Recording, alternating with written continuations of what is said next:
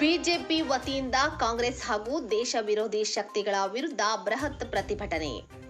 ಬೆಳಗಾವಿಯಲ್ಲಿ ಇಂದು ಬಿಜೆಪಿ ವತಿಯಿಂದ ಕಾಂಗ್ರೆಸ್ ಹಾಗೂ ದೇಶ ವಿರೋಧಿ ಶಕ್ತಿಗಳ ವಿರುದ್ಧ ಬೃಹತ್ ಪ್ರತಿಭಟನೆ ನಡೆಯಿತು. ನೀಟ್ ಪರೀಕ್ಷೆ ವಿಚಾರವನ್ನು ರಾಜಕೀಯಗೊಳಿಸಲಾಗುತ್ತಿದೆ ಎಂದು ಆರೋಪಿಸಿದ ಬಿಜೆಪಿ ನಾಯಕರು ಕಾಂಗ್ರೆಸ್ ವಿರುದ್ಧ ತೀವ್ರ ವಾಗ್ದಾಳಿ ನಡೆಸಿದರು.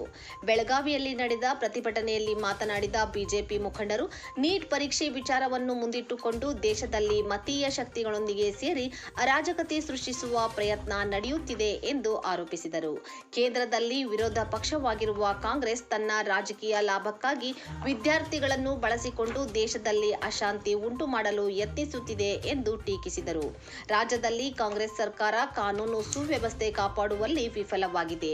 ಜನಪ್ರತಿನಿಧಿಗಳ ಮೇಲೆಯೇ ದಾಳಿ ನಡೆಯುವಂತಹ ಪರಿಸ್ಥಿತಿ ನಿರ್ಮಾಣವಾಗಿದ್ದು ಇದು ಖಂಡನೀಯ ಎಂದು ಹೇಳಿದರು.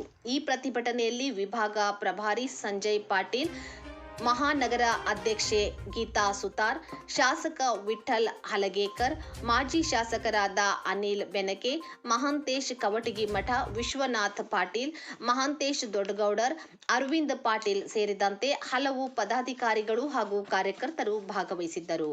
ಒಟ್ಟಾರೆ ನೀಟ್ ಪರೀಕ್ಷೆ, ವಿದ್ಯಾರ್ಥಿಗಳ ಪ್ರತಿಭಟನೆ ಹಾಗೂ ರಾಜ್ಯದ ಕಾನೂನು ಸುವ್ಯವಸ್ಥೆ ಕುರಿತಂತೆ ಕಾಂಗ್ರೆಸ್ ವಿರುದ್ಧ ಬಿಜೆಪಿ ತೀವ್ರ ಆಕ್ರೋಶ ವ್ಯಕ್ತಪಡಿಸಿದ್ದು, ಪ್ರತಿಭಟನೆ ರಾಜಕೀಯ ವಲಯದಲ್ಲಿ ಚರ್ಚೆಗೆ ಕಾರಣವಾಗಿದೆ.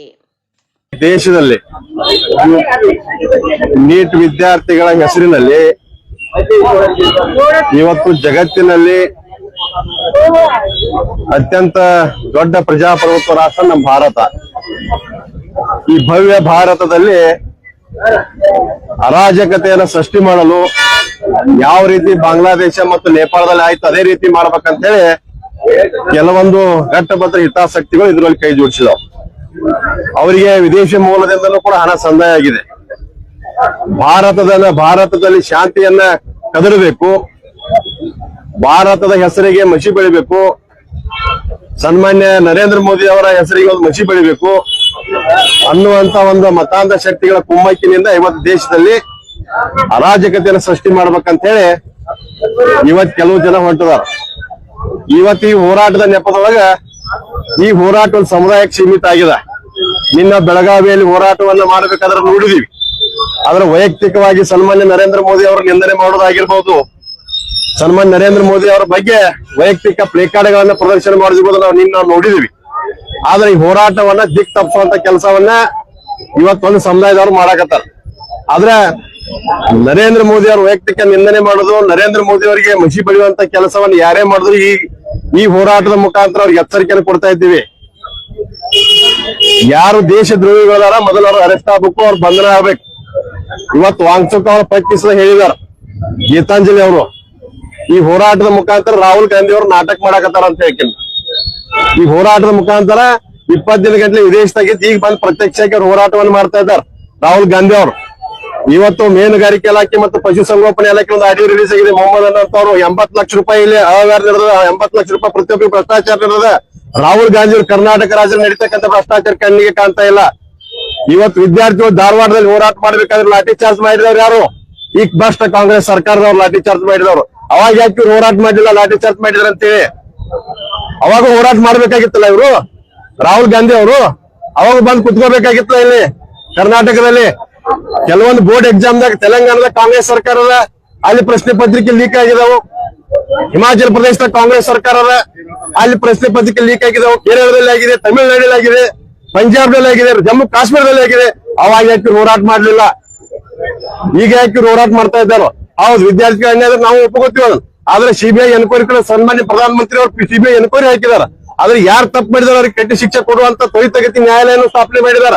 ಹಾದಿ ಬೀದಿ ರಂಪಾಟ ಮಾಡೋ ಬದ್ಲಿ ನೀವು ಲೋಕಸಭೆ ಚರ್ಚೆ ಮಾಡ್ರಿ ಅಂತ ಹೇಳಿ ಪ್ರಧಾನಮಂತ್ರಿ ಅವರು ಹೇಳಿದ್ರು ಕೂಡ ಅವ್ರು ಹಾದಿ ಬೀದಿ ರಂಪ ಮಾಡ್ತಾ ಇದ್ದಾರೆ.